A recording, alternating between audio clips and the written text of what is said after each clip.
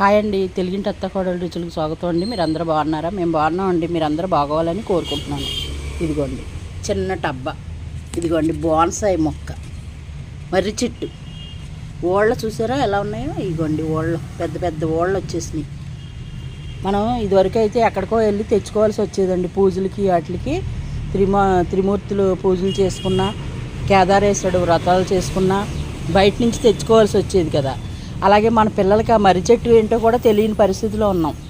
అందుకోసం మేము ఏం చేసామంటే బోన్సాయి చేసామంటే కొన్ని రకాల మొక్కలు ఒక్కొక్కటి చూపిస్తాను మీకు చూపిస్తానండి.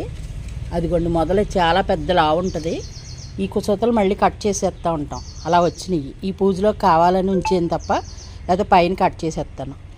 ఎంత చిన్న టబ్ అండి, పంచి పెడతారు కదా టబ్, అదిగో ఇది ఎత్తు కూడా ఉండదు.